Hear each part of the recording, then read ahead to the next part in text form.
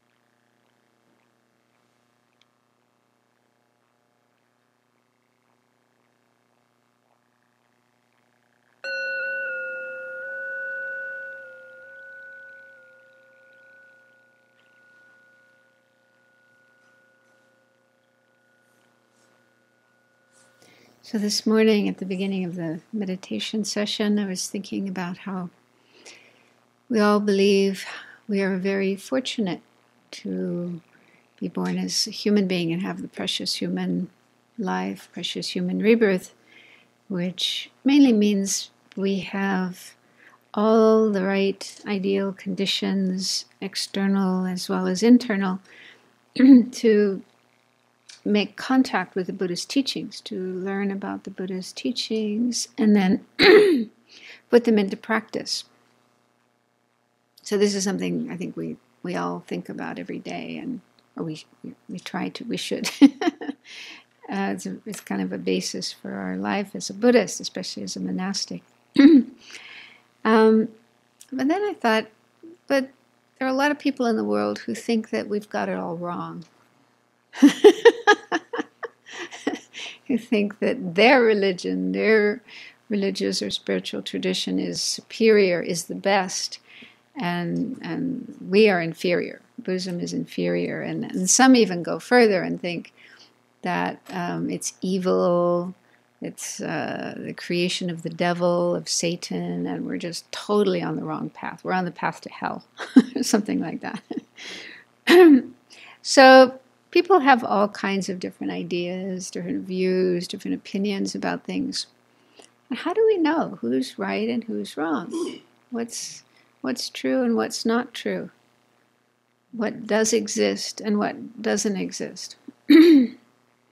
So according to Buddhism, or at least according to the tradition of Dignaga and Dharmakirti, which is based on the Buddhist teachings, but they developed this whole system of logic and reasoning in which it is said that the criterion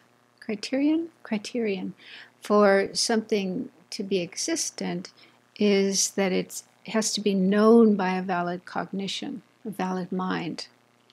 So if there's at least one valid mind, or reliable mind, or prime mind, whatever you want to call it, that special type of mind, if there's at least one of those minds that knows an object correctly, incontrovertibly, non-erroneously, then that means that object exists. That object is something real, something true, something existent. So that's what we're looking at here in this topic, or what we have been looking at for the last couple of weeks, this topic of valid minds, valid cognizers. What type of minds are valid and totally reliable, and what type of minds are not totally reliable. Because that's really, really important to be able to know for sure what does exist and what doesn't exist, what's correct, what's false, what's true, what's wrong. So, a lot of people think that, if something is written in a book that's been around for thousands of years, and many people believe it's a holy book, the word of some holy being, then it's true, and it cannot be questioned, it cannot be doubted. Whatever that book says is true. So that's their basis for knowing what's true and what's not true. But now Buddha said, well, you can't just believe what is written in a book. You can't just believe something, even if there are millions of people in the world who believe that isn't enough to make something true. Okay? So he kind of listed these various criteria for, why to believe something and why not to believe something. But the most important thing is having a valid mind, having a totally correct mind, seeing that object, understanding that object, knowing that object. And so this is a difficult subject. It's not easy, but it's good at least to have the chance to learn about it and make effort to understand it. So we've been going through these 7 different types of minds or awarenesses, some of which are valid and reliable, and some of which are not. And we have all of these in our mind at different times. So the point of looking at this, learning about this, is so that we can become more clear about which type of consciousness or mind that's coming up in us, which ones are correct and reliable, and which ones are not. So, so out of the 7 types of awareness, we've covered the first 4, and we have 3 left. So hopefully we'll be able to finish them tonight. This is the last night. But just one thing before we start. A couple of weeks ago we were talking about bodhicitta and what type of mind that is. And we thought it's probably conceptual mind, at least in ordinary beings, not Buddhas. So I checked with this friend of mine. His name is Punsok, Venerable Punsok. He's a monk in Ganden Monastery, and he's been studying many years. So he said, yes, it's true that in the minds of sentient beings, that means non-Buddhas, bodhicitta is conceptual. So that seems to include even high bodhisattvas, even very high bodhisattvas. It's still conceptual rather than non-conceptual. And as for the mind of a Buddha,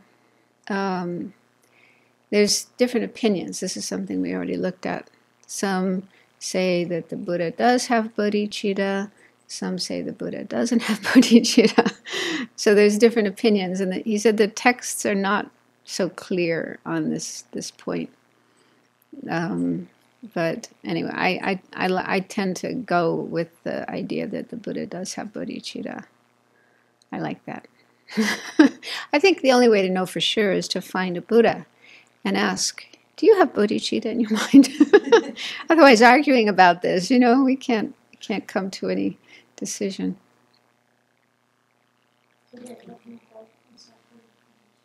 No, in the mind of a Buddha, if a Buddha does, I think so. I think a Buddha has bodhicitta.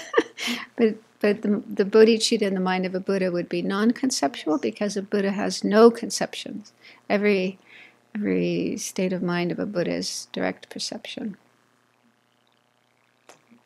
But those who are not Buddhas, the term sentient being, refers to anyone who's not a Buddha. So even arhats, even high-level bodhisattvas are still sentient beings. So sentient beings means non-Buddhas. So sentient beings, when they have bodhicitta, it's conceptual.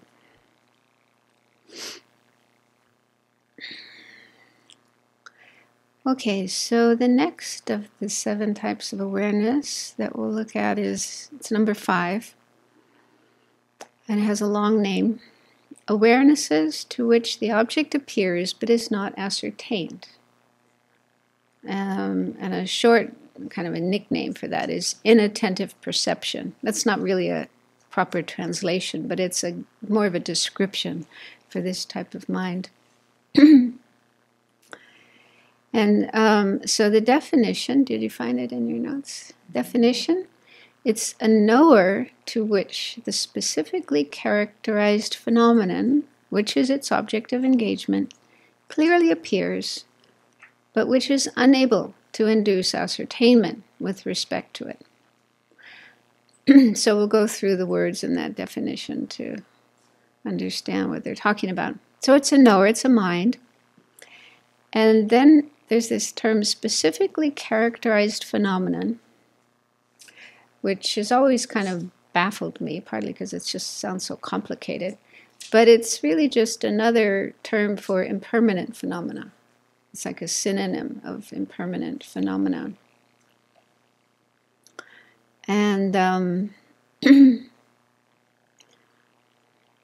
I think the reason, I was reading up on this, the reason it's called by this term, specifically characterized, is because when an impermanent phenomena, for example, this table, or any impermanent phenomena, when the table appears to our mind, when we see it, appears to us and we see it, according to this school, the sutra followers, Satrandika, it appears along with all of its specific characteristics, including its impermanence. So you may have heard that before, that when impermanent phenomena appear to us, their impermanence appears along with everything else, their shape, color. And I'm not sure, it might even be the atoms, the particles of that object. These actually, have you heard that before? They actually appear to us, but that doesn't mean that we actually perceive them, but they do appear. Definitely the impermanence of things does appear to us, but if we're still ordinary beings who haven't yet realized impermanence, we can't get it. We don't get it, but it does appear to us. So I think because all the specific characteristics, all the characteristics of an object, an impermanent object, appear, that's why it's called specifically characterized. Anyway, so if that's too complicated, you can just think of it as an impermanent object. So this type of mind is always perception. It's always non-conceptual. It's never conception. So it's any of the 6 types of direct perception. And then object of engagement. We had that before. That means the main object that the mind is dealing with. So when we're looking at the table is the object of engagement. When we're looking at upekkha is the object of engagement. So whatever it is that we are engaging with, the mind is dealing with, is the object of engagement. Then there's the term clearly appears. Clearly appears means that it directly appears, not through a mental image, like with conception. So we've seen how when we have a non-conceptual mind, a direct perceiver, it contacts the object directly or nakedly, rather than through this sort of film of a mental image. Okay, so the mind and the object kind of contact each other directly. So the object clearly appears, but this mind is not able to induce ascertainment with respect to it. So this expression, ascertainment, means certainty, meaning that if we have a valid direct perception, like looking at the table, we look at the table, and if it's a valid eye consciousness seeing the table, then afterwards we are certain that we saw the table. We have no doubt about it. Maybe another example is this afternoon I was walking up in the meadow and I saw a snake. And I'm sure that I saw a snake. You know, somebody tries to talk me out of it and said, no, it was a piece of rope or it was a piece of a hose or something. It wasn't a snake. I would say, no, I'm sure it was a snake. Definitely. I saw it very clearly with my eyes. I saw it had stripes on it, black and light yellow, kind of. What kind of snake is that? Huh? Garter snake. So they're not harmful, right? Are there any harmful snakes here? Okay, good. Anyway, I didn't feel scared. I just thought he looked really pretty. It was really pretty. And I said some mantras for it. But anyway, So now I can sit here and say to you, I definitely saw a snake this afternoon. I'm absolutely certain. I have no doubt about it. So that's the meaning of ascertainment. Ascertainment means I'm sure. I'm completely sure about what I saw, what I experienced. Okay. So when we have a valid direct perception, a reliable direct perception, afterwards we are completely sure about what we saw or heard or smelled or whatever. Okay, no doubt about it. Now, this type of mind is not able to bring about that kind of mind. And it happens because we're not really paying attention. This happens all the time. So I give a little bit further down. I'll just jump there. I give an example. Let's say you're at a concert. I mean, now we are monastics and we don't go to concerts, but in the past we probably did. So if somebody's at a concert and let's say there's orchestra playing, band playing, whatever, and the music is really wonderful, and we're just totally absorbed in the sound of the music, and maybe at the back of the stage there's a curtain. And if we have our eyes open, we're looking at the curtain, okay? But we're not really attentive. We're not really paying full attention to it because our attention is directed at the music. So afterwards, if somebody asks us, what color was the curtain? We wouldn't be able to say. Have you ever had that experience? This happens a lot, yeah? So that's an example of this type of mind. There is a perception. It could be of a visual object or a sound or a smell or a taste or a physical feeling. But because our attention is directed elsewhere, we're not fully attentive to that perception. And so afterwards, we're not sure what we saw, what we heard. Yeah? So that's the meaning of this type of mind. So we have a lot of these, in fact. Especially, I was thinking when we're busy. Yeah, when you're busy doing many things, and there may be a lot of things going on around you, especially in a city, and there's just so much happening all the time, and it's just not possible. It's actually impossible to register each and every sound and sight and smell, right? So, unless they say if you're an Arya, if you're somebody who's realized emptiness, if you're that level of being, then you don't have any more of these because you're totally aware of everything that happens. But up until that point, so much of our perceptions just happen without full awareness, and then we can't remember afterwards. We can't be sure afterwards what we saw and so on. Okay, so in simple terms then, this type of mind is non-conceptual, it's perception, and its object is an impermanent phenomena. And that impermanent phenomenon clearly directly appears, but the mind, because it's not paying complete attention, it's kind of inattentive to that object, then it's not able to lead to certainty about it later.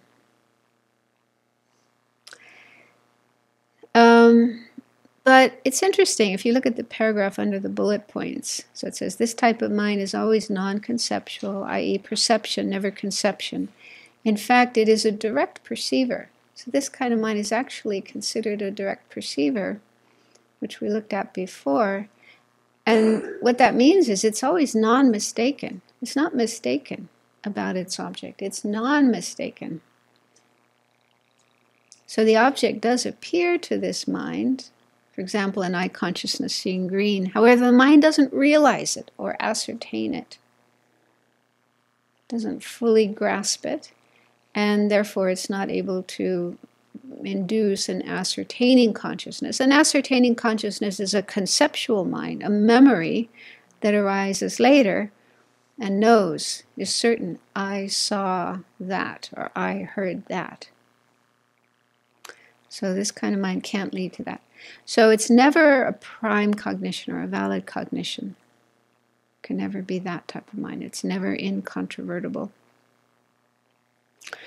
Okay, then in the next paragraph I give some different examples, like the being at the concert, seeing the curtain but not recognizing what color it is. Actually, it said that eye consciousness does know, it does perceive the color of the curtain, but because you're not paying full attention, you can't remember, you can't be sure afterwards. Another example is if you're absorbed in watching a movie on TV, or if you're reading a book or having a conversation with somebody and you're really absorbed in that, and then someone says dinner is ready.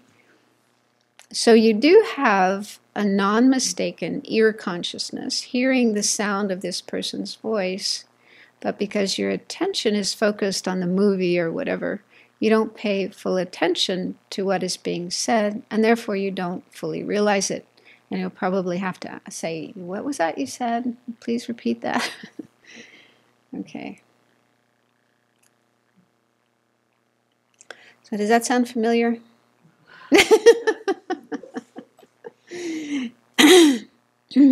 So it could be with any of our 6 senses.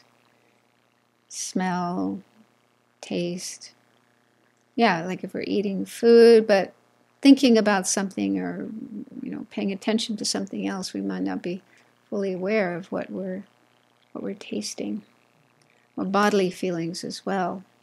Like when you're really caught up in your work and you might be hungry, or your stomach is, gurgling, growling and asking for food, but you just kind of don't pay attention to that. Or your shoulders are getting kind of tight and tense and it's time to take a break, but you're not fully aware of that. Okay, so then the next part says, to understand this more clearly, let's review the meaning of the terms to realize and non-mistaken. Because this mind is said to be non-mistaken, however, it doesn't realize its object. That's a little tricky.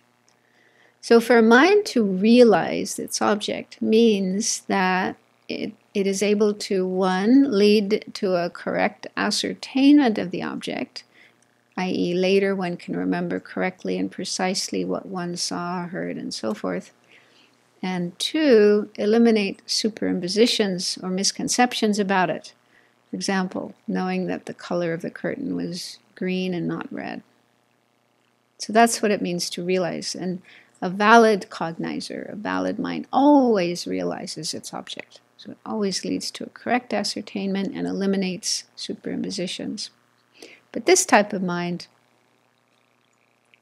neither of these 2 things occur for this type of mind. So it doesn't realize its object. And then the term non-mistaken, we had that before. Non-mistaken means the mind isn't mistaken with regard to its appearing object. So the appearing object, in the case of a direct perception, seeing, hearing, smelling, and so forth, the appearing object is actually the same as the object of engagement. Whatever it is the mind is engaging with, a table, a curtain, a cat, whatever, that is also the appearing object. But in the case of a conception, the appearing object is what? What's the appearing object? The mental, yeah, sometimes it's called mental image or meaning generality, or I don't know. What is Venerable Children to call it? Conceptual appearance. Okay. That's a descriptive term, but the literal term in Tibetan, it's meaning generality. But yeah, it's hard to make sense of that. So yeah, it's just this image that appears to the mind. It's like an internal image appearing to the mind. For example, when we close our eyes and think, if you think about your bed, you might be wanting to go to bed soon. So if you think about your bed, you can get a mental image of your bed or of a person, someone you care about. Okay, or when we meditate on the Buddha, we have a mental image of the Buddha. So those are mental images or conceptual images. And that's the appearing object for conception. But in the case of non-conceptual mind, seeing, hearing, smelling, and so forth. The appearing object is the actual object that we're looking at or listening to, and so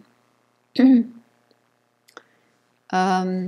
So a mistaken mind would be one that is mistaken with its appearing object. It's making some mistake with the appearing object. Non-mistaken means it's not making a mistake with the appearing object.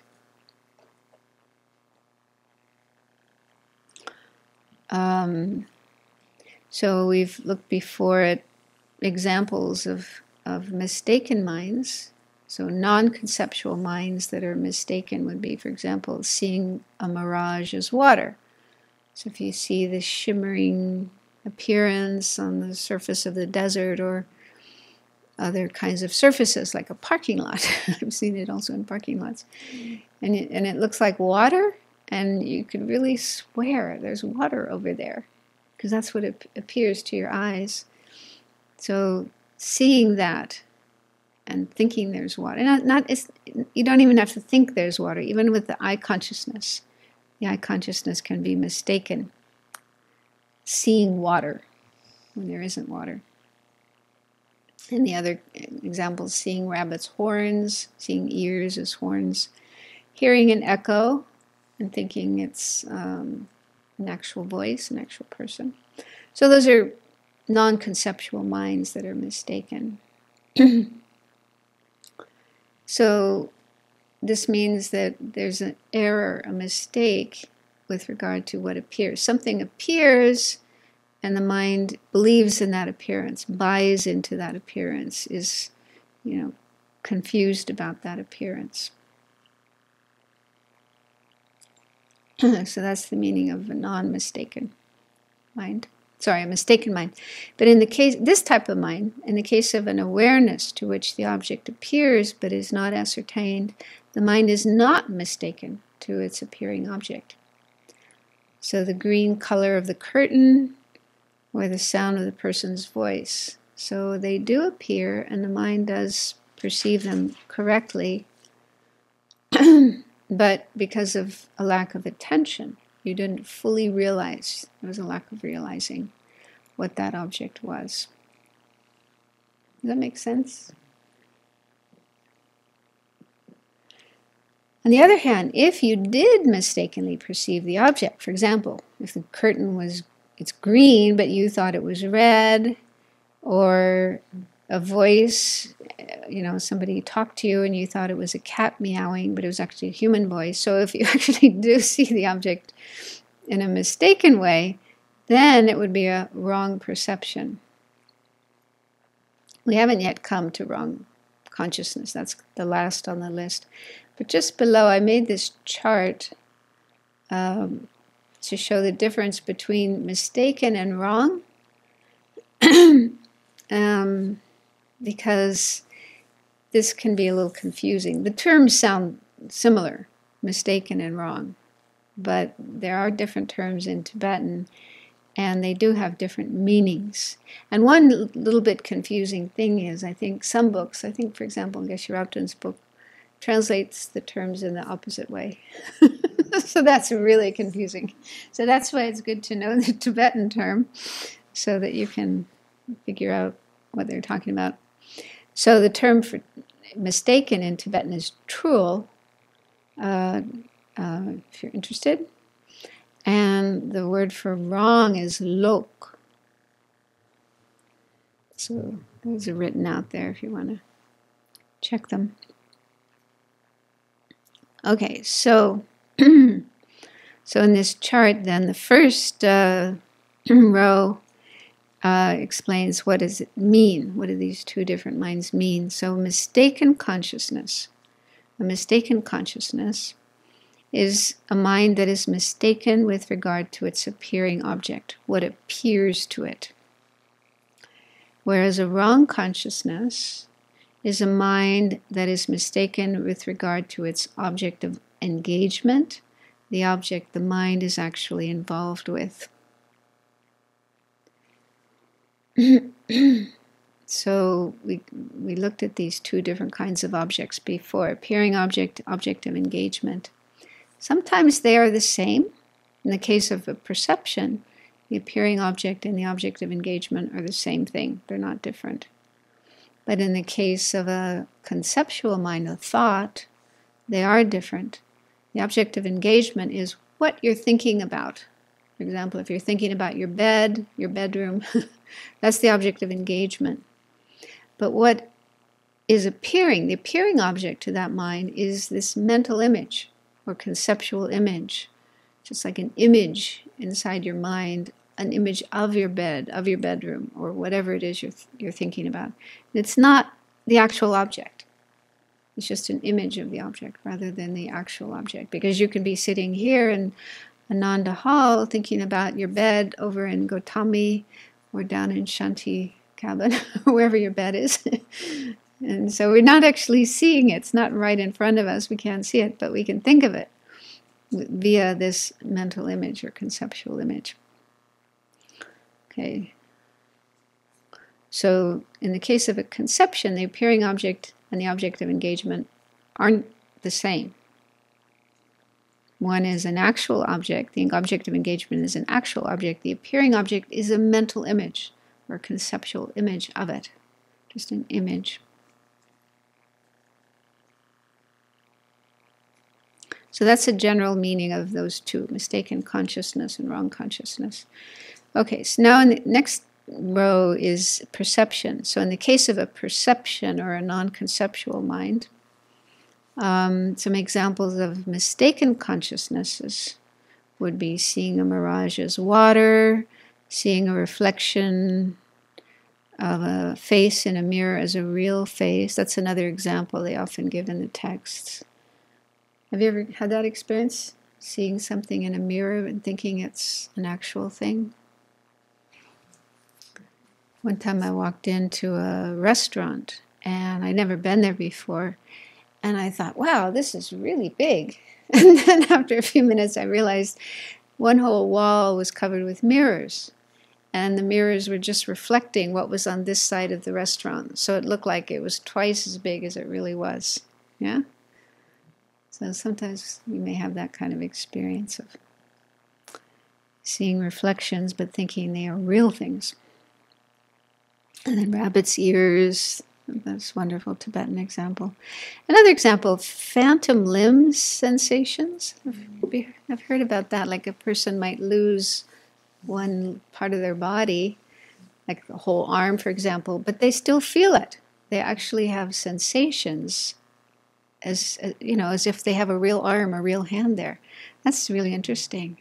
So I thought that's an example of a mistaken consciousness, because there's no hand there, but they're feeling a hand. Right? So I don't know if that's the correct example, but that's like that would be an example of a mistaken tactile consciousness. So those are examples of mistaken consciousnesses that are perceptual. And then wrong consciousnesses, next column over, any perception that is mistaken is also wrong. Okay, if it's a perception and it's mistaken, it's also wrong, because the appearing object and the object of engagement of a perception are the same. So if a perception is mistaken to its appearing object, it's also mistaken to its object of engagement. Does that make sense? This is only for Sautrantika, though, not Mahayana schools. Okay, next down, conception. Okay, all conceptual consciousnesses are mistaken because a mental image or conceptual image of the object appears as if it's the actual object.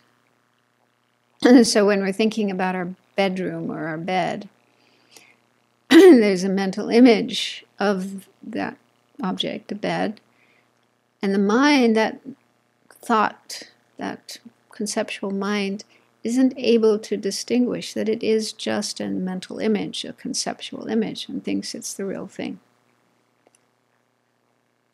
That sounds kind of strange, doesn't it? When I'm thinking about my bed, I know that it's an image in my head. Yeah. If I remember my mother's face, I know that it's just a memory. Yeah.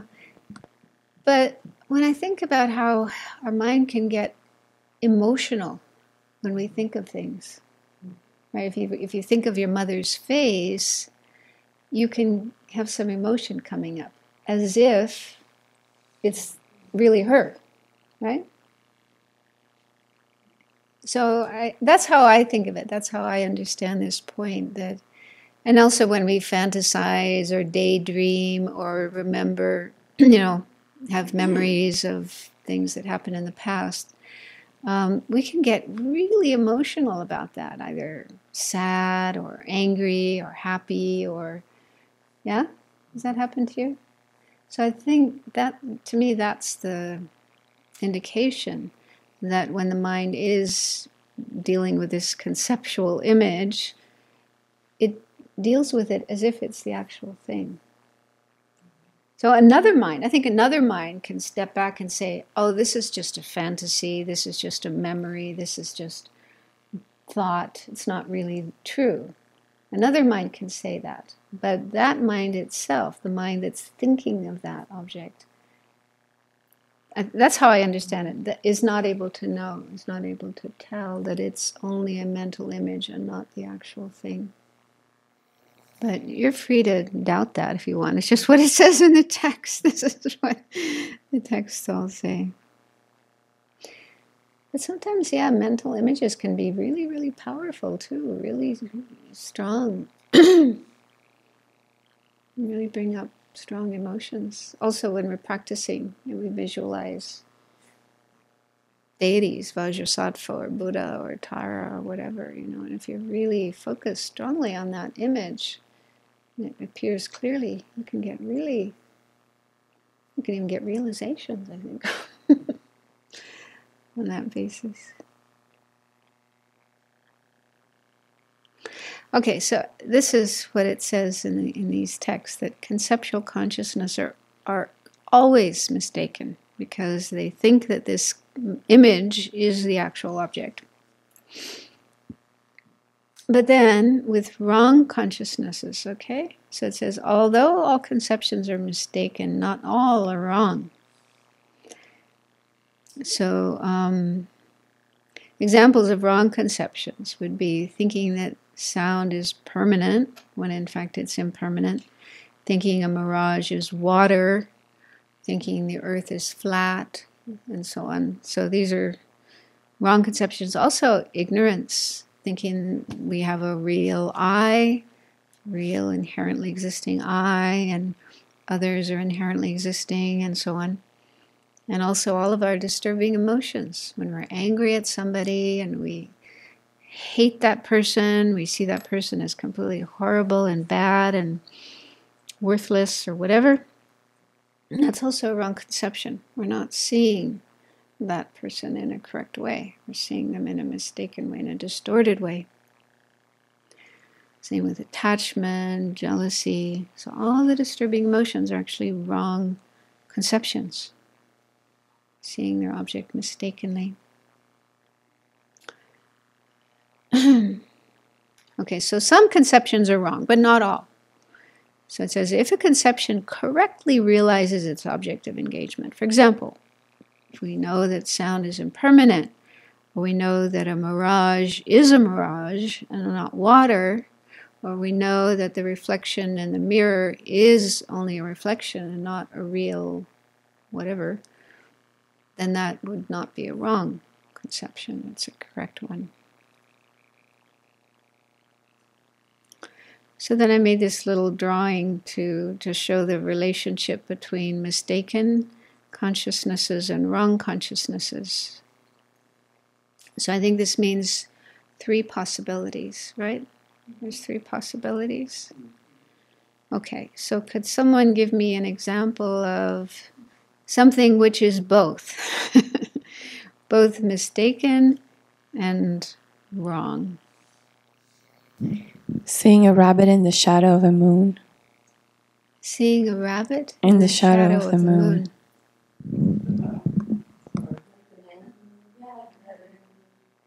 You mean looking at the moon and thinking there's a rabbit there? Right, because there's some shadows up there. And thinking like it's a real rabbit. Yeah.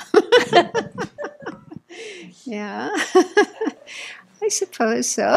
It's an unusual one. Yeah, I don't know. India and Tibet, they see rabbit. They call the moon rabbit bearer. There's actually a story behind that. Have you heard this story? It's one of the Jataka tales. The Jataka tales are stories of the Buddha's previous lives when he was a bodhisattva. So once upon a time, as a bodhisattva, he was a rabbit. He was a bodhisattva rabbit living in the forest. And he was very good-hearted and pure and generous and kind and got along with all the other animals and so on and so forth. And there was some kind of meditator, ascetic, living in the forest. And I think he was just living on, nuts and berries. And I don't remember now the exact story, but there was something like he was really... like starving. He was unable to find any food to eat.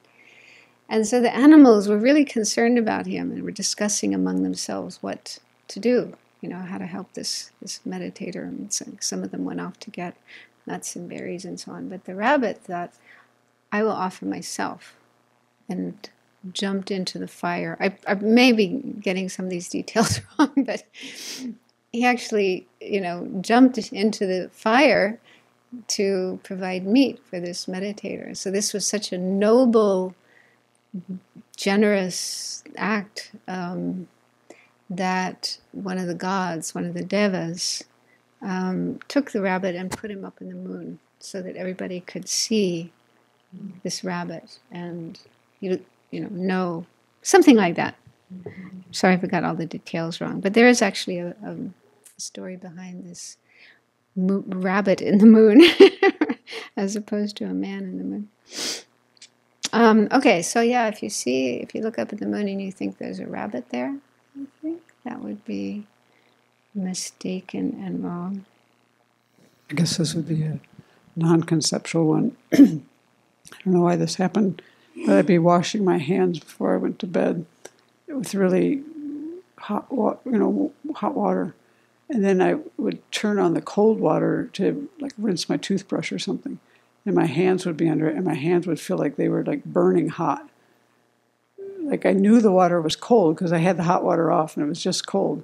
But the sensation, was hot. And it happened 3 or 4 times. And so what's on my skin is cold water. But what I'm perceiving is hot. Yeah, there's probably some explanation for that. Yeah, I don't know. It didn't matter. Yeah. I was trying to think of some similar experience, like when you're outside and your hands get really, really cold in the, it's sub-zero temperatures, and then you come inside and put them by the fire and they can be... Yeah. Very painful. I don't know if it's a similar kind of thing. Thing that's kind of also non-conceptual is when I plowed the snow this winter, if I plowed for a lot of hours, then when I would get off the tractor and just be sitting or lying down, I would feel like I was moving, but I wasn't. Yeah. Same. That can happen too when you're doing physical exercises for a while, and then you stop and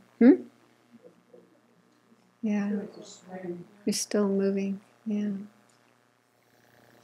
Is it also like I have a dream object? I see an object of desire, and then I'm really engaged in my dream with wanting that object. For example, would that be then also mistaken and wrong? Yeah, we had some discussion about dreams, and it seems that some scholars say that they are mental direct perceivers, and they're definitely wrong consciousnesses. Some say that they are conceptual, but either way, they would be wrong consciousnesses, because if you see the object, and it's just a dream object, it's not a real object, but you believe it's real and you're getting caught up as if it is real, yeah, that would be wrong consciousness and mistaken consciousness. What about a mistaken consciousness that's not a wrong consciousness? The subject in inferential cognizer realizing the subtle impermanence of a person. Yes. Very good. The subject in inferential cognizer realizing the subtle impermanence of a person. Any conception. We could take any conception, and this one, or even just a thought about our bedroom. So it's because every conception, every thought is mistaken, but not necessarily wrong.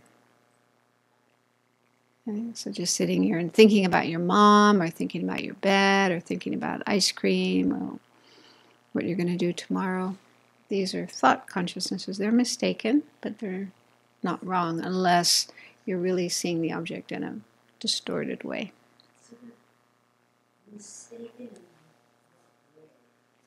Well, that's what I was explaining.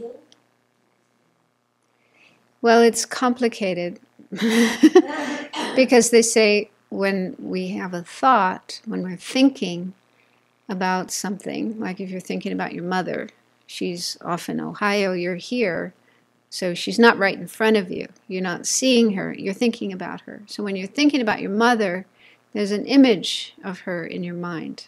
It's like an image, okay? So it's said that that kind of mind, it's a thought rather than a perception, it sees this image as if it's the real thing, as if it's really your mother. And that's a mistake, because the image of your mother is not your mother. It's only an image of your mother. But the conceptual mind isn't able to recognize that. So that's a mistake. It's not like the whole mind is wrong and mistaken, but there's just this element of error, element of mistake in that mind. This may seem a bit picky, but it's important when we come to Madhyamika. And you probably already heard this before, the Madhyamika Prasangika. So they say that every single mind, every single consciousness of every single sentient being, that means everybody who's not a Buddha, every single one of our consciousnesses is mistaken. Mistaken, not wrong. Because there's always the appearance of things as truly existing, inherently existing. If I look at Venerable Yeshe, she appears inherently existing, but she's not. So inherently existing Venerable Yeshe is totally non-existent, doesn't exist at all. But my mind isn't able to recognize that. So there's always this element of mistake with every single one of our minds, with only one exception. The exception is the direct realization of emptiness. So only when a sentient being has the direct realization of emptiness and they're sitting there meditating on emptiness, at that point in time the only thing that appears is emptiness. But there's not the slightest trace of inherent existence appearing.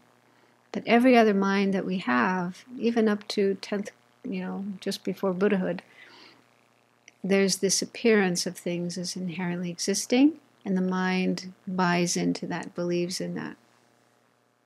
So all of our minds are mistaken. Perceptions, conceptions, every single one of our mind is mistaken, but doesn't mean it's wrong. So if I see Venerable Yeshe and I know that's Venerable Yeshe and not Santa Claus or the Dalai Lama or whatever, then that's not a wrong consciousness. It's mistaken but not wrong. But if I thought she was the Dalai Lama, if I thought that was the Dalai Lama sitting there, that would be wrong. Wrong perception, wrong consciousness. So when it comes to studying emptiness, Majjhimika, it is important to understand the difference between those terms, mistaken and wrong. Does that make sense? They're not necessarily the same. They could be. One mind could be both mistaken and wrong, but it's also possible that the mind is only mistaken but not wrong. And the meanings of these terms, mistaken and wrong, have specific meanings. So that's why I was kind of spending time on this, focusing on this. Okay, is there any example of a wrong consciousness that is not a mistaken consciousness? Impossible. So that's why wrong consciousness is the inner circle. All wrong consciousnesses are also mistaken, but there are mistaken consciousnesses that are not wrong. And of course, there's things which are neither. For example, a table, or direct realization of emptiness. So that would neither be mistaken nor wrong. Okay. Oh, better get going here. Okay, let's move down. There's a paragraph that starts, another way that one could have an awareness to which the object appears but is not ascertained would be when the duration of the experience is too short to be noticed.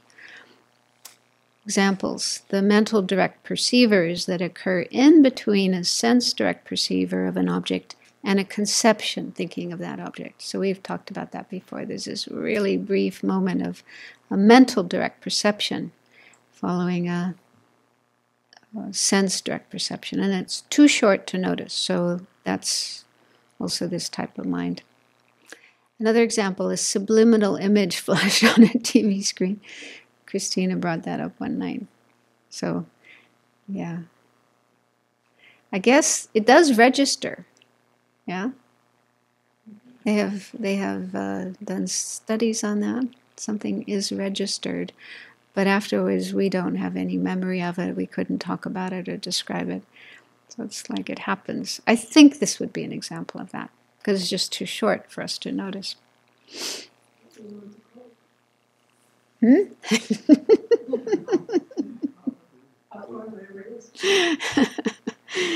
Yeah. Okay, next paragraph. There are three types of awarenesses to which the object appears but is not ascertained: sense, mental, and self-knowing direct perceivers. So sense would be like the eye consciousness, seeing the color of the curtain but not remembering it afterwards. Mental, an example would be that mental direct perceiver that happens after the eye consciousness.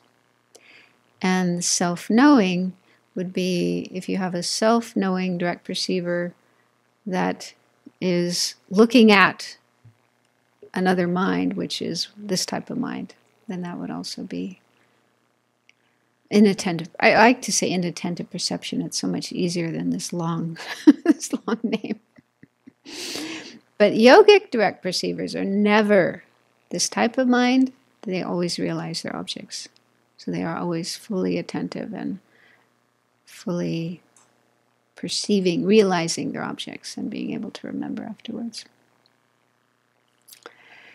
Okay, next paragraph says, some scholars, for example, Lama Tsongkhapa, say that it is possible to have all 5 sense perceptions at the same time.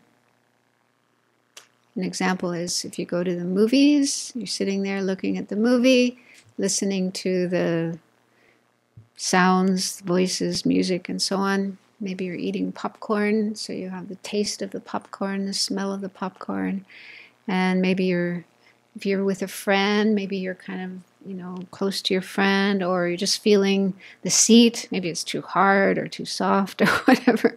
So you can have all 5 at the same time. However, at any given moment, only one of the 5 can realize its object. The remaining 4 would be this type of mind, awarenesses to which the object appears but is not ascertained. So only one can be attentive at a time.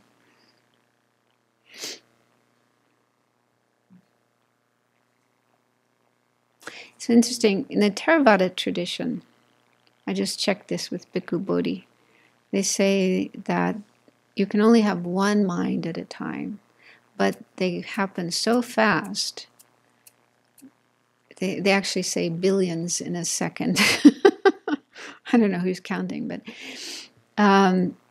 they're so fast that they can seem simultaneous. They may appear as if they're happening at the same time, but it really is only one at a time. So there are different points of view about this. But Lama Tsongkhapa does say all five can happen at the same time. So if only one of them can realize its object at a time, that must be happening really fast, just like the Theravadins are describing, though, because I could feel like I'm experiencing, seeing a flash and hearing a bang at the same time, So well, they say that in order parallel. To realize an object, it's necessary for there to be several moments of the same type of perception. If it's only one tiny brief moment, that wouldn't be enough to actually realize the object. So it would have to be at least, I don't know if there's a figure, but at least 4 or 5 in a row of looking at that same object or hearing that sound to actually realize it. So just one tiny, tiny moment of an object, of perceiving an object, wouldn't be enough to realize it. But how short are those moments? Well, that's the thing. I mean, in our tradition, I think they say finger snap divided into 65 parts. There's a certain term for that, and so 1/65th of a finger snap is, I think, the length of time for each moment of mind. So several of those short moments would be required of focusing on the same object to be able to actually realize it. But you could have several of those of several different consciousnesses within that short amount of time, enough to see a flash and hear a bang all at once. Feels like all at once, because a 60th of a finger snap is so brief. That's pretty short. Yeah. I don't know. I'm just saying what they say in the text. But I guess if we really develop our mindfulness, our awareness, being aware of our experiences moment by moment by moment, then one does become more and more aware of what is happening, and maybe things appear as if they're slowing down. I think the mind will probably switch from one thing to another. So maybe for a few moments you're looking at something, and then the next few moments hearing something. And because these are very, very short periods of time, it can seem as if they're simultaneous. But yeah.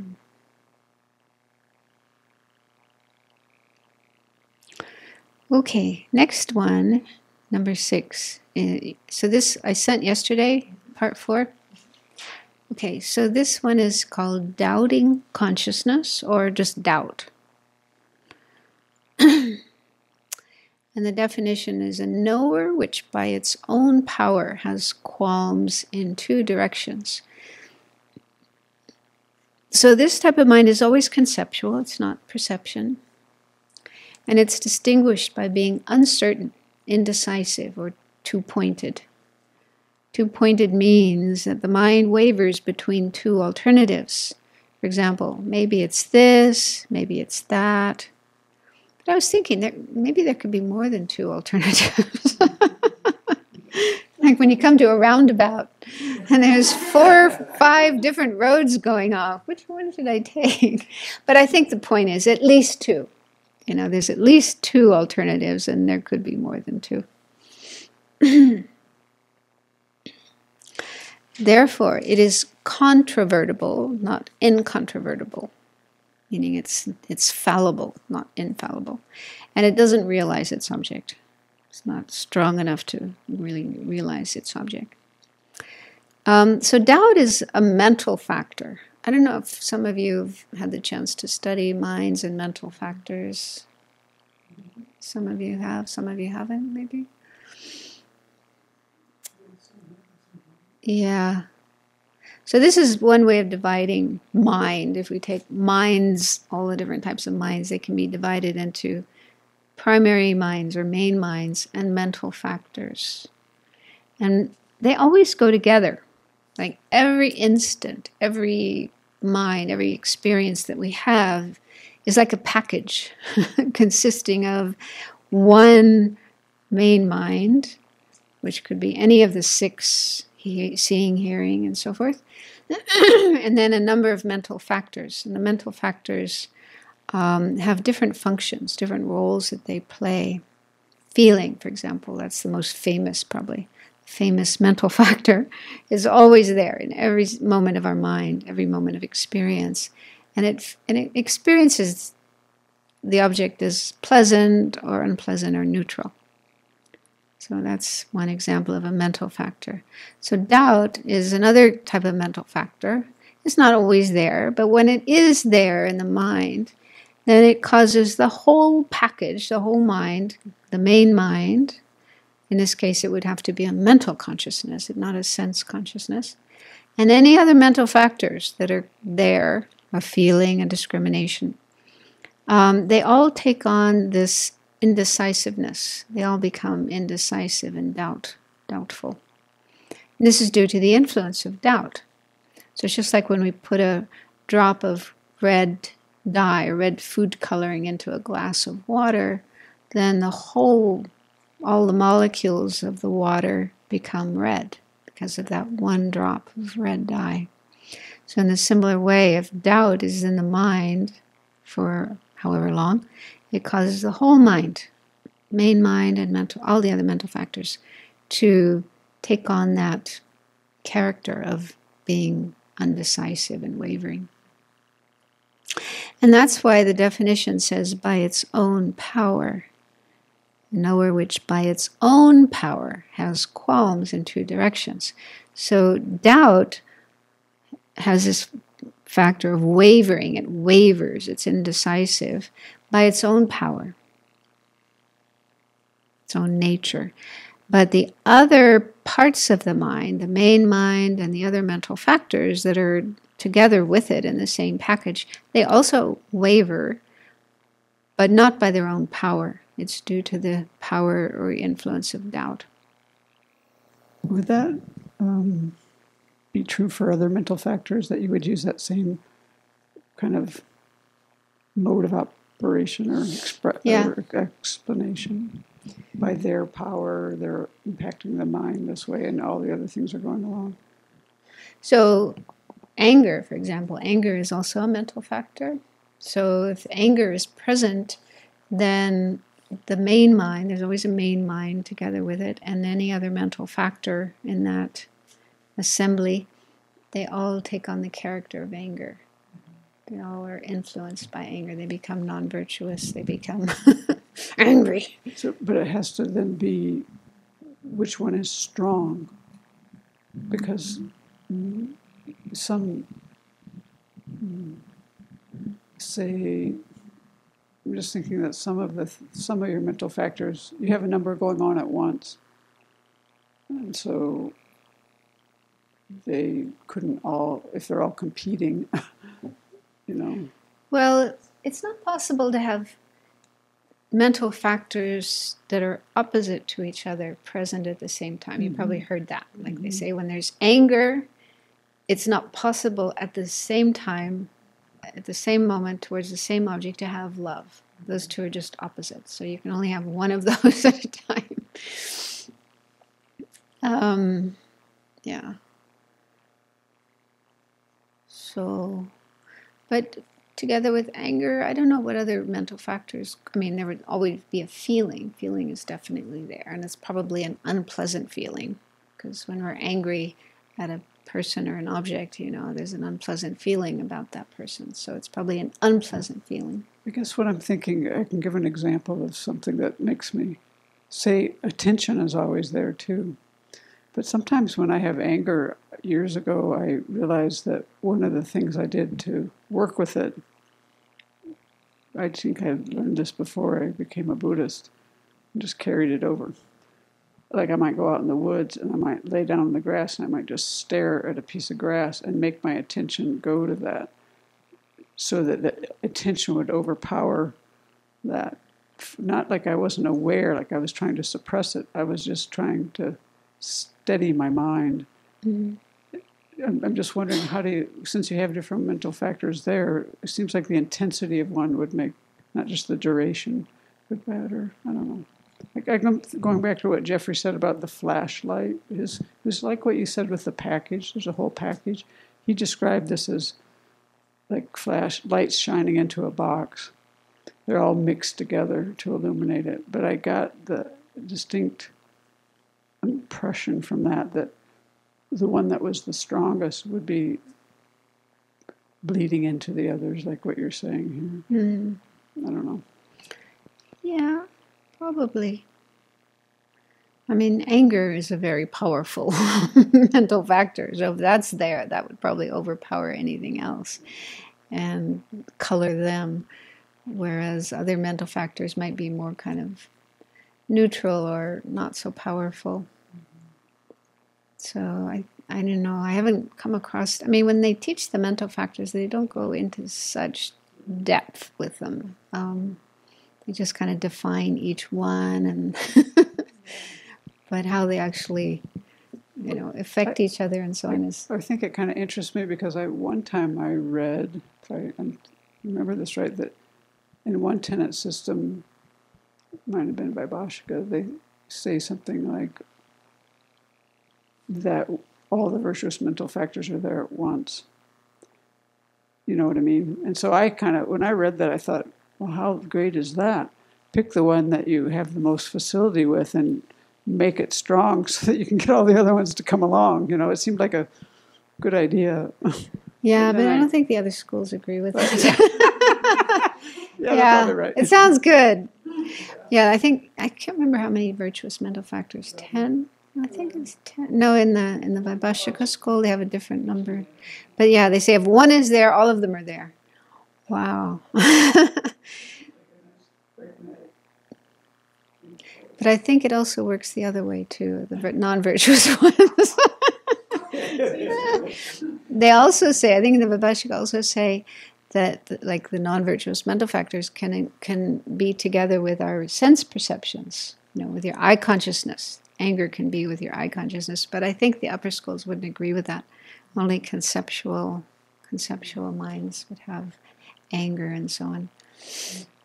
I mean, otherwise, yeah, big trouble.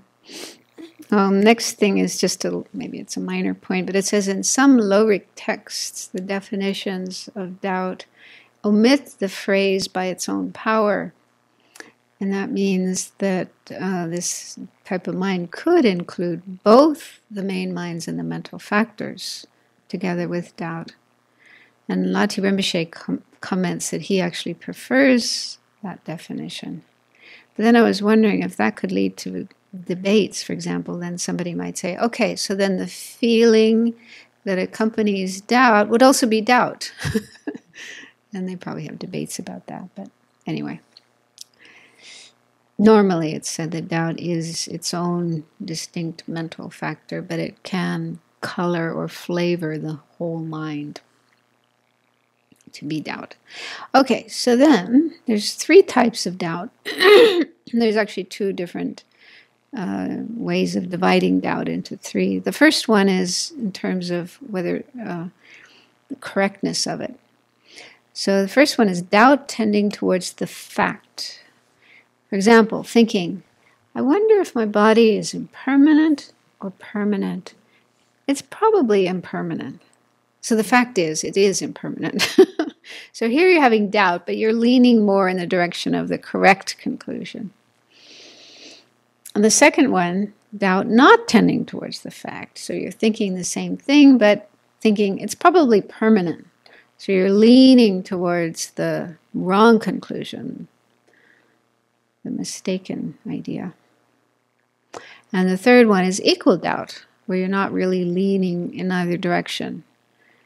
Just equally. Maybe it's permanent, maybe it's not. I don't know. You're not leaning in either direction. Another way of dividing doubt is into virtuous, non-virtuous, and neutral. So the first one is virtuous doubt. Would be thinking, for example, I'm not sure if there's such a thing as enlightenment, but probably there is. So you're not really sure. You're in doubt about it, but you're leaning in the direction of accepting it. And it said, if you have this state of mind and you don't encounter any hindering conditions, for example, somebody coming along and telling you there's no such thing as enlightenment and being really strong about that, that might shake you. So if you don't meet that kind of condition, then this kind of doubt will eventually turn into a correct assumption regarding the existence of enlightenment, where you're really kind of quite firm in believing in it. You don't yet have an inferential valid cognizer, but you're quite strong in accepting the existence of enlightenment. The second one is a non-virtuous doubt. So this would be to think, I'm not sure if there's such a thing as enlightenment. Probably not.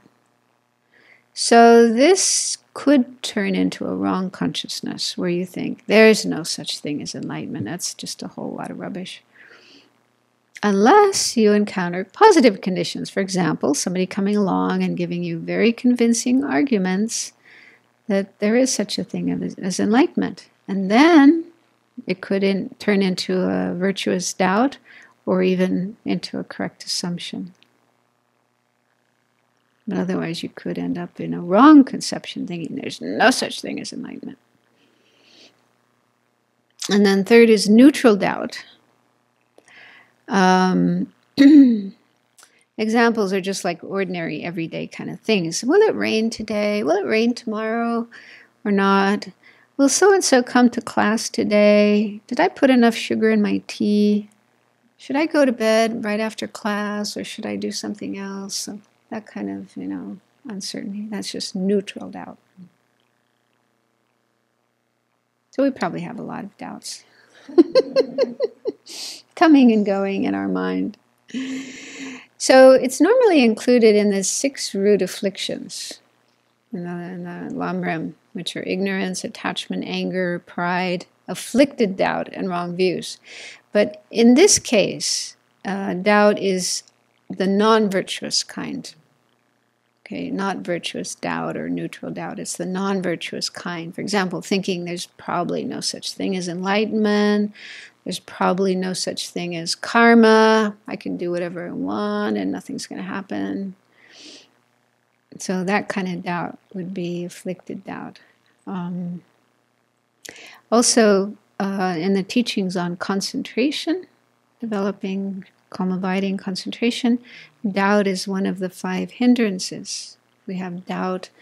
What am I doing here? This is a waste of time. Maybe I should get up and do something else. So if you have doubt about meditation, about your practice, about the teachings, then it causes the mind to be shaky and wavering rather than steady. But in general, doubt is not negative. In fact, it can even be positive or virtuous. The Dalai Lama often speaks about the importance of having doubt about teachings that we hear rather than blindly accepting them. So Aryadeva in his text, the 400, says that just having a doubt about the true nature of things, i.e. emptiness, tears cyclic existence to shreds. Something like that. So it's actually good to have, how do things really exist? Are they real as they appear or not? Just having that kind of doubt, it starts to shake the foundations of samsara. And also in the Ornament of Clear Realizations, the Abbey Samailamkara by Maitreya, it speaks of 2 types of followers. One is called a follower of faith and a follower of reasoning. Follower of faith is someone who just, oh yes, there's such a thing as enlightenment and I want to do it, I want to go for it. They don't really think about it, they just kind of blindly go along with it. But followers of reasoning are those who have doubt. Is there such a thing as enlightenment or not? Can I reach enlightenment or not? And they investigate. And they become really strong practitioners. So it's said that the second type, followers of reasoning, are said to be of sharper faculty. So it's not bad to have doubt, it's not wrong to have doubt, but we need to do something about it, not just get stuck in it. Because if we get stuck, it's like being in quick mud, you know. It's hard to progress, hard to move forward if you have doubt. It can be kind of immobilizing. So it's good to try to investigate on your own or go and talk to others. I find the more I study, the more I learn, the more my doubts get cleared away. Sometimes doubt is because you don't know enough, you haven't studied enough, you're not so knowledgeable.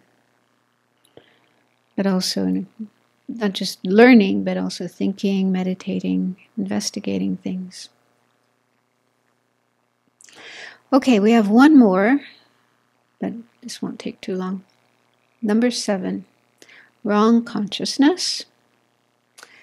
And this is defined as a knower which is mistaken with regard to its object of engagement. So we did already talk about that above. So the main object that is being perceived or conceived or whatever, the main object of that mind. So if the mind is mistaken with regard to that object, then it's a wrong consciousness. So here's some examples. Wrong consciousnesses can be conceptual or non-conceptual. So examples of conceptual wrong consciousnesses, these would be conceptions that engage their object erroneously. For example, a conception thinking that sound is permanent. A conception thinking there is a substantially existent self, or a truly existent self, or an inherently existing self. A conception thinking you're someone you're not, thinking you're the Dalai Lama. A conception thinking a mirage on the surface of the desert is a lake.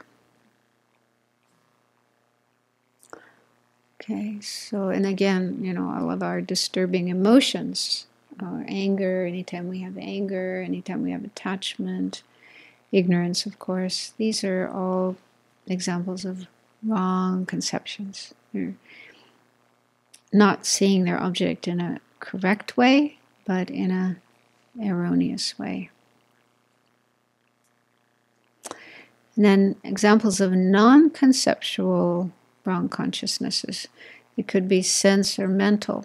So some examples of wrong consciousnesses that are sense perceptions, seeing a mirage as water, hearing an echo of your voice as another person's voice, feeling sensations of a phantom limb. And then an example of a wrong consciousness that's mental perception would be a dream consciousness that sees a dream object. For example, thinking seeing a tiger in your room as a real tiger.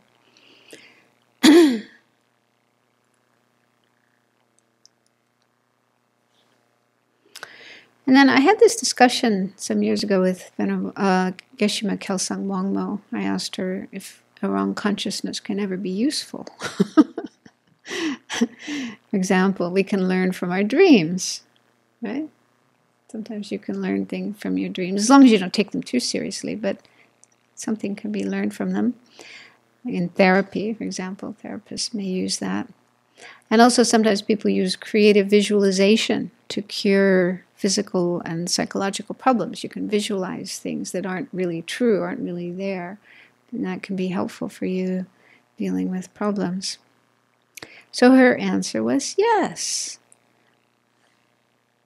And she says, sometimes there's a distinction made between wrong consciousnesses that you deliberately make to arise. The example she gave was taking on the suffering of others. I mean, Tonglen meditation, right? We're visualizing that the suffering of others is coming in the form of smoke, and we're taking it in, and it's destroying our self-cherishing mind, and so on. It's not really happening. Yeah? So we're just inventing this, creating this visualization. But it has a very beneficial effect on our mind and our practice. It creates a lot of virtue. And then there's also, wrong consciousnesses that just arise involuntarily. And she says, some scholars, I guess, say that wrong consciousness is only the latter, those that arise involuntarily, but not the former.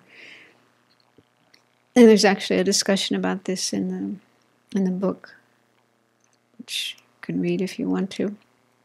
Because there's this kind of meditation, just an example, where you visualize bones. I think like in the 4 mindfulnesses, you visualize everything turning into bones. And they actually say if you do that a lot, even with your eye consciousness, you just see bones everywhere. So it's quite strange. It's done for purpose, of course, to overcome attachment. But so there's discussion. Is that a wrong consciousness? Because it's not really true. Not that everything everywhere is bones. So yeah, some say yes, it's wrong. Some say no, it's not wrong, because you're doing it deliberately. You're deliberately cultivating this kind of mind, and it's done for a purpose. So it's not like just delusions that come up involuntarily and are harmful, not beneficial. Anyway, there's a whole discussion about that. And she also said, afflictive emotions like anger are wrong consciousnesses, but we can learn from them. And we were saying, I learn a lot from my anger. And I agree. If we don't just get caught up in the anger, but we can step back from it and look at it and analyze it and work with it and transform our mind into something else like compassion, patience, love, can be incredibly beneficial. So it all depends on what we do, how we use these wrong consciousnesses. They're not necessarily totally useless.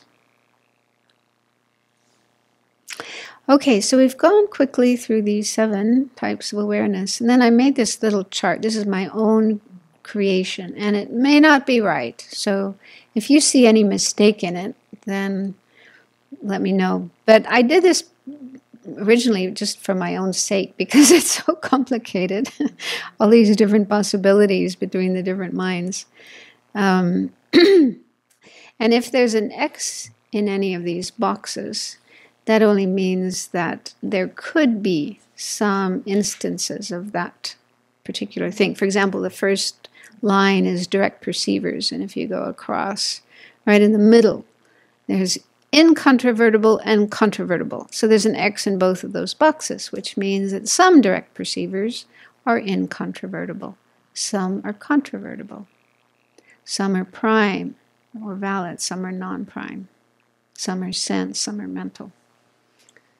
So it just gives the possibilities. And if there's a blank box, that means no way, never happens. I find these charts helpful.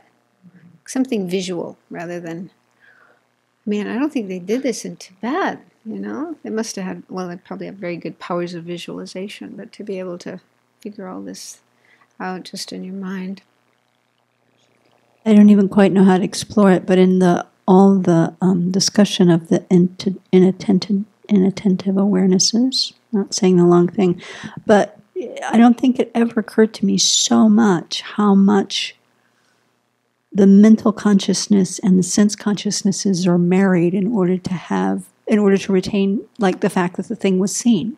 Like, the memory is not in the eye consciousness. It's a totally conceptual awareness. So as we're practicing mindfulness, for example, or just trying to practice mindfulness of the breath, it's not just the sense consciousness that's present. It's somehow the link between getting those two operating together has never been so clear to me as in that explanation. Mm. So you're saying when we're watching the breath, then there needs to be also mental consciousness that, yeah. Saying, Vinod, that when you're doing breathing meditation, it's the sense consciousness that's feeling the sensation, but the mental consciousness that's using the mental factors to bring you back when your attention wanders? Yes. That. And that to actually have attention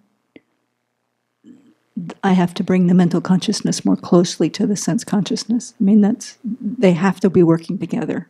That's when I'm meditating. Yeah, because I was thinking like we need to have introspection, that mental factor that is monitoring what's going on and able to recognize if the mind is on the object or if it's gone somewhere else, if it's awake or it's asleep. And I think introspection would have to be with mental consciousness, not with sense consciousness. So we definitely need. And mindfulness too. I think also mindfulness is not a sensory consciousness. I think it's a mental factor, but I think it would be accompanying the mental consciousness. So yeah, we do need to have it probably alternates very quickly, sense and mental, back and forth. But yeah, if it was only sense, then I don't know if we could have mindfulness. I mean, because clearly there's an inattentive awareness about breathing. I'm breathing all day long. How much do I know? Remember every single breath that you take. But clearly, there's no mental engagement with that. Paying attention to our computers and to conversations and so many other things. Yeah. Christina. Question online back from the very beginning of the class about the Buddha and having bodhicitta. So this person said that I would think that the Buddha would have bodhicitta if we think of it as meaning the wish to benefit others. If the Buddha didn't have that, why would he be doing what they're doing?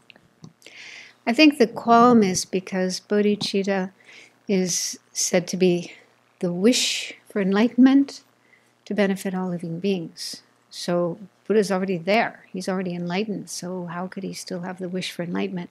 So those who say Buddha does have bodhicitta, they say, oh, well, even though he has already achieved enlightenment, he has the wish for enlightenment for others. He wants to bring all other beings to enlightenment. So I think that's where the doubt comes in. I mean, definitely the Buddha wants to benefit all sentient beings. He has that state of mind, but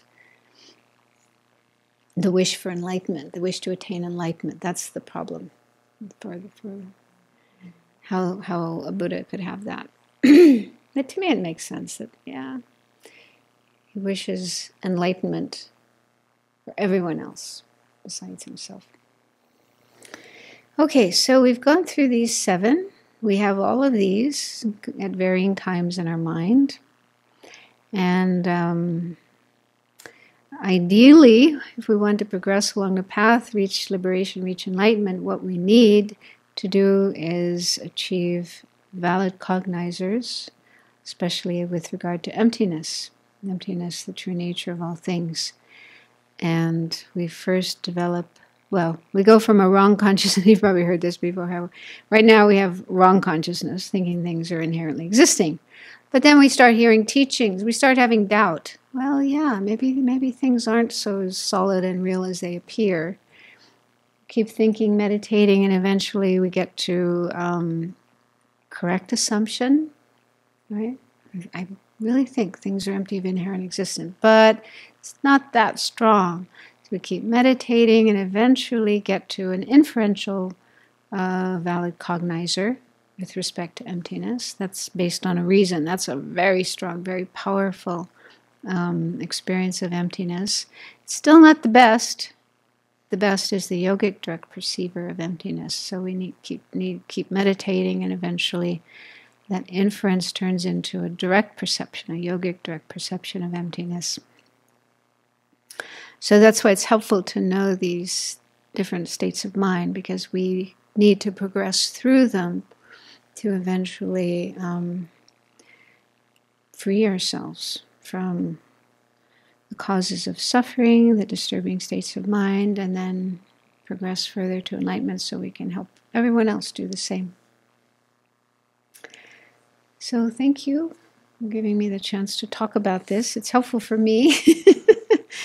I've studied this before, but you get a bit rusty on it. Oh, yeah. Interested in what you just last said, and I'm wondering if in your reading or teachings you've heard or whatever, if if the galupas have not one size fits all, but in general, how far would a person want to get before they would, maybe in their studies, before they would, in this list of seven here, before they would go off and try to develop shamatha? I asked Venerable Children that once, and she just, from her own thinking, thought, I think it'd be good if they had a correct assumption first. But I'm wondering if this is ever spoken about. Maybe it's not. You mean with regard to emptiness? Yes. Mm-hmm. Yeah. I mean, what some people can go and work on getting concentration, but they don't actually have the philosophical understanding of how to meditate on emptiness, so they wouldn't really be able to progress in that aspect of it. But then also you need a powerful mind actually to even, I think, have an inference. You know what I mean? And concentration makes your mind more powerful. So I just wonder if this is ever spoken about, that you've heard of. Maybe not. I don't know. I mean, I think there's different ways for different people. I mean, I've heard that, like, even in the monasteries, when the monks are in the monasteries and studying, they can sometimes get these realizations, sometimes on the debating ground, or sitting in a puja, they can get a realization of emptiness, inferential realization of emptiness. Sometimes also calm abiding. I seem to recall, like with Geshe Rabten, they talk about him having super powerful concentration, even when he was in the monastery. So you don't necessarily have to go off somewhere else, like in retreat situations, to get these realizations. It's possible to happen even in a monastic situation. And as to which one you develop first, probably in a monastery, in that kind of situation, it would be easier to get the inferential realization of emptiness first. Harder to have calm abiding. But I've also heard the Dalai Lama say, there's a real lack of people engaging in calm abiding practice, calm abiding retreat, and he wants that to change. And he suggested that they open like a center where people can go and really work on that.